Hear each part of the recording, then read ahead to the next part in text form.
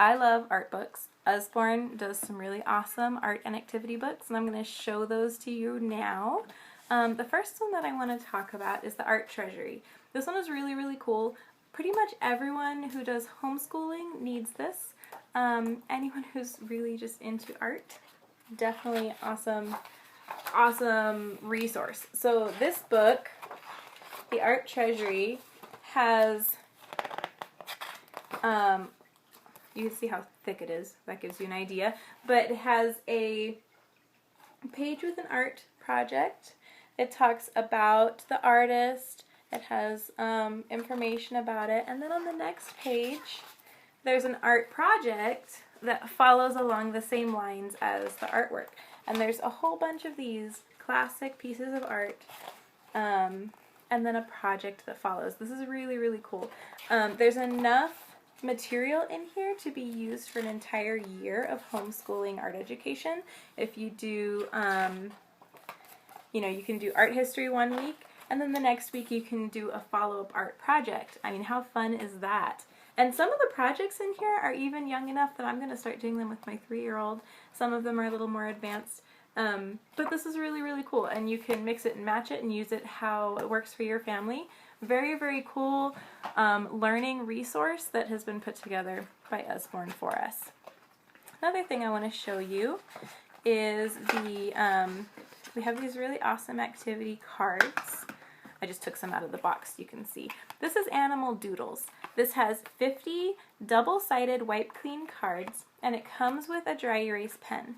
Now what these have, you can see the cards, they're very, very sturdy, and they have little activities on each page. They might be a little lesson on symmetry or animal sounds.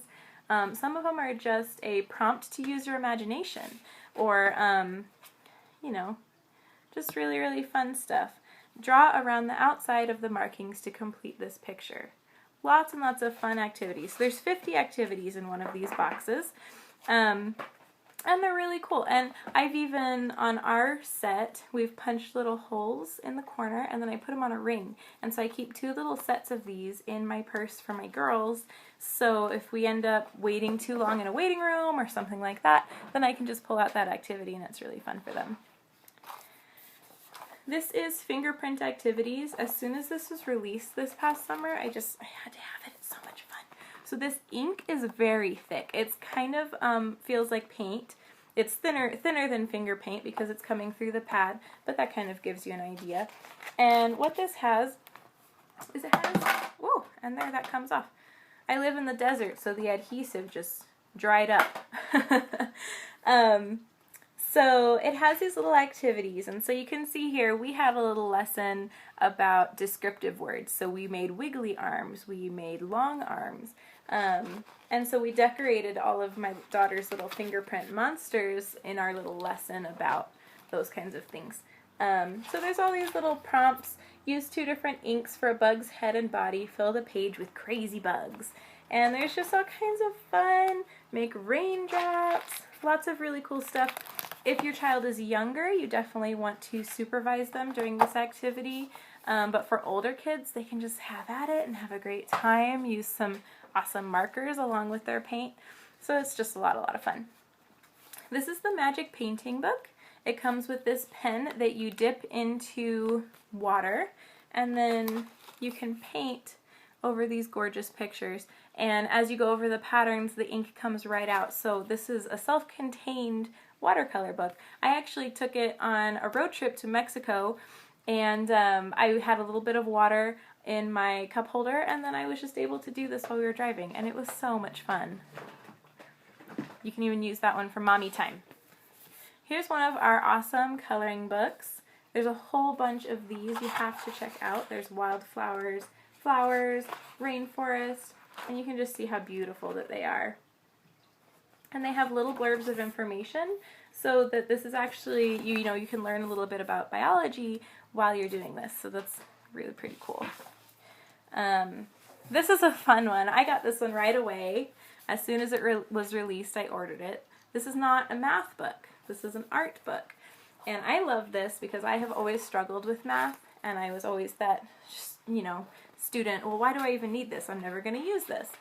This book teaches you all about how math and art come together. So it'll have a math theory or principle, and then it has an art project that goes along with it to kind of teach you how it works, or just to, you know, show you you can use math to draw a perfect circle, things like that, or to make patterns, tessellations.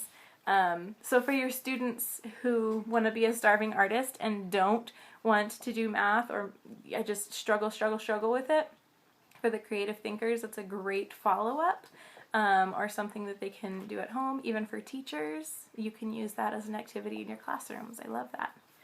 This is a little tiny book that I overlooked for a very long time because it's just small and simple. This is I Can Draw Animals. And it's very, very small and simple. It has these little crayon drawings, and this is how you draw a lion. My 3-year-old drew a lion the other day, and she was so proud. And she loves looking through this and talking about first you make a circle, and then you do a squiggle. And so it's very, very simplified, silly little drawings. So even though this is a little inexpensive book, don't overlook it because it has lots of fun inside. Here's another one, step-by-step drawing. This is a little step up. It has little instructions on how to draw an animal, and then it has space for them to practice. There's a flower, a fish, a horse. And one thing I've heard suggested, which I think is adorable, is that some parents, as their children draw, they'll actually go in and put a date, what date they did that, so that you can keep it as a keepsake in your little artist's drawing journey.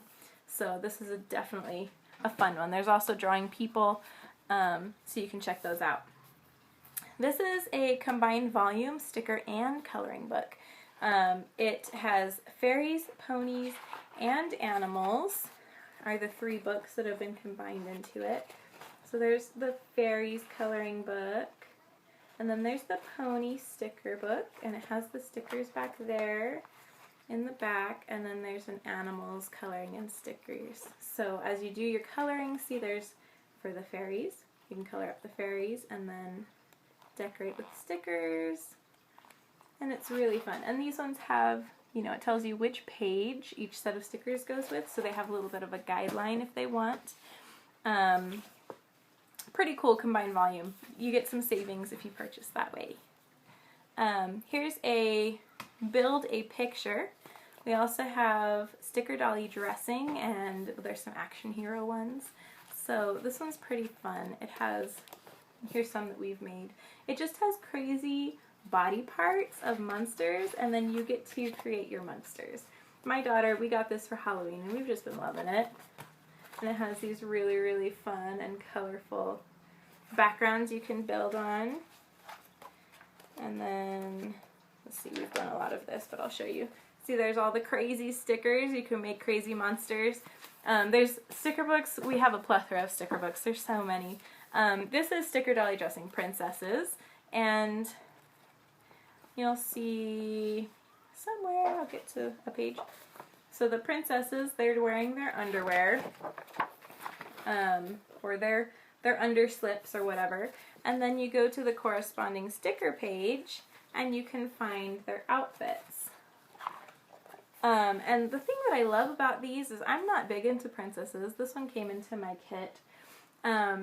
My daughter is a total tomboy, but in doing this, we've really been working on her fine motor skills, because when she puts on a skirt onto a princess, she has to get it onto the princess's waist. She can't just slap it anywhere like she could in the monster book. And so it's really been helping her. I can see her little hands as they shake, and she goes in to put the shirt on the princess or get the hat on top of her head. And within a couple weeks of doing these activity books with the stickers, I was able to see that her motor skills were really growing. And that's just really, really cool, you know, to see how activity books can really help our kids grow creatively and with their motor skills. And also, you know, learning about history and all these things. And I love our art books. I think they're so cool. And I could just talk about this all day, so I'm going to cut myself off.